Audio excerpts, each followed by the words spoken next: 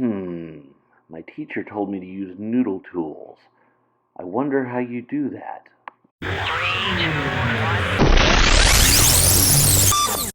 Assuming you've already made your account, the first thing you want to do from the Blue Valley Middle School website is go to the library page, then click on the research button. Once the research button opens, go to the NoodleTools link on the right-hand side. Then log into NoodleTools. Remember, you should have set up your account using the same username and password that you used to log into your Chromebook from either home or school. This takes you to the NoodleTools projects page. You can tell that you are logged in correctly by looking in the upper right-hand corner, and if you see your username there, then you are in your account. From the projects page, you will go to New Project, and from there, you will name the project that you're about to start. In this case, it's a 7th grade environmental project. One of the nice things about having a paid subscription to NoodleTools is that you can have multiple projects going at one time. Now we can start filling in some information about our paper, such as the research question and the thesis. In this case, our research question is going to be, will the increased levels of carbon dioxide in the atmosphere cause plants on Earth to grow at a faster rate? That's what I'm going to hopefully investigate with this paper. Then I come up with my thesis or main claim or hypothesis, whatever you want to call it, where I state if carbon dioxide levels are increased in the environment, then plant growth will increase, or plant growth rates will increase. In other words, it'll grow faster. As you can see, there's some other options I can do in NoodleTools too. I can actually have the date I started the paper. I can write the paper in NoodleTools if I wanted to, but your teacher will probably want you to write it in Canvas or Google Docs. I can make my paper public so I can share it or collaborate, and I can also create a to-do list where I have the things that I need to get done in the paper created list style. If I click on the Projects button, it will take me back to the main page, and you can see the project we created is sitting there, and it will remain there until I remove it. This project will be there until high school unless I tell it to delete. Now, if I go to the dashboard, there's where I entered the information, so I can always go back and refer to what my research question is or what my thesis is. But let's say that I want to start putting in sources of information. So I click on the Sources button. If I found some information in, let's say I used a book that I got from the library on plants, and I wanted to use that in my project, what I would do is I would come over here to where it says New Source, and I would click on it. And notice that several different types of sources, like a website, a print or in-hand source, a viewed or heard live, or an ebook or file come up, or even other.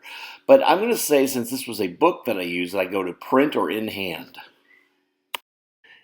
In NoodleTools, print or in-hand means a book, a pamphlet, a magazine. But when you select print, you'll see that there are literally dozens of different print resources that you can use. But we're going to select book since this is a book that I'm using. Now you'll notice that once I hit book, a page with all kinds of blanks with information about that book pops up. It wants all kinds of things like the edition, the year, the publisher, the title, all the information about the book we used in the project. But NoodleTools gives us a shortcut, and matter of fact, it's a pretty important shortcut. You'll notice at the top there's a blank called the ISBN number. Every book printed for use in North America has an ISBN number. Let's take a look at that book we used in our project.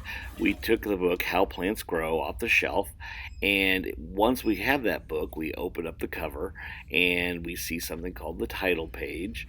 Once you see the title page, turn one more page, and usually on the opposite side of the title page is all kinds of information about the book, and you'll notice one bit of information is called the ISBN.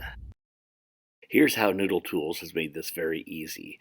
What you do once you have found the ISBN number in the book is go to the ISBN number section on NoodleTools and type that 10 or 13-digit number in the blank. So the number that we had on the ISBN, the cover page of the book, we put our cursor there, and 076140452, and then we add an X, and then we hit search, and you'll see down below that the information for the book automatically goes into the NoodleTools page. You click on that, you identify that it's the correct book, and then you hit on import, and the next thing you know, you've got your information all filled in. You didn't have to do any of that. NoodleTools did it for you. And once you see that the information is correct, you can click on Cite and then save it. And here is your citation for the book on NoodleTools. That is the correct format for citing if you used information from that book.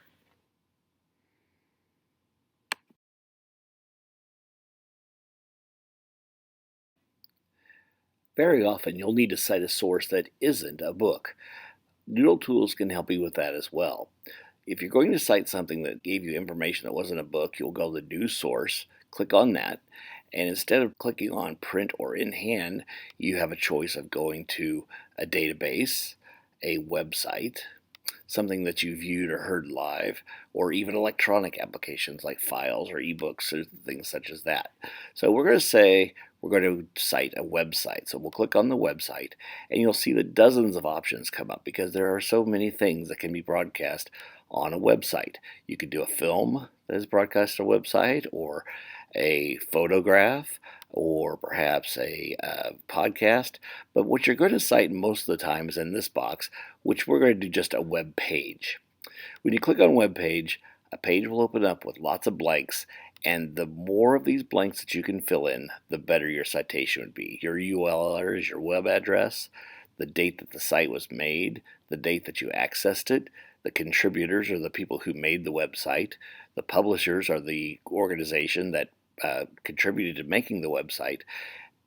You're going to find that you will not be able to fill in a lot of these blanks. That's okay. A lot of times the information simply isn't there, but you should always try to fill in as much of the information as you possibly can. And then once you have the information filled in to the blanks, you come up here to the top and you hit save, and it will complete that citation for you. Another common resource that is often cited is called a database. A database can also be cited using BZBib, just going to New Source, and this time selecting Database, and you'll see another long list of options presented to you. Most of these are going to be in the blue box that you use, but there are a few, such as a book or a reference source or a map or chart that you might sometimes cite using a database. But this time, for this demonstration, we're going to do a reprinted article in a database.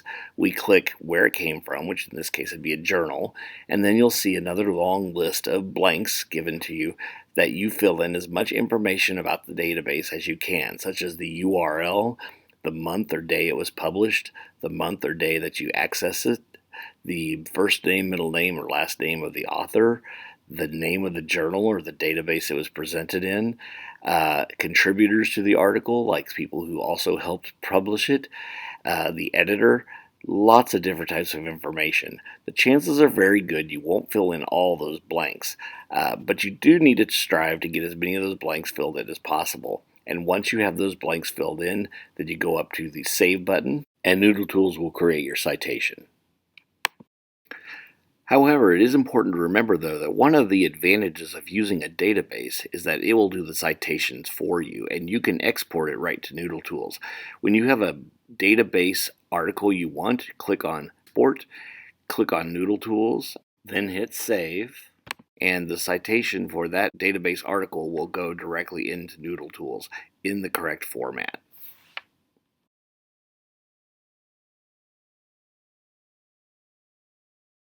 So that's how you use NoodleTools.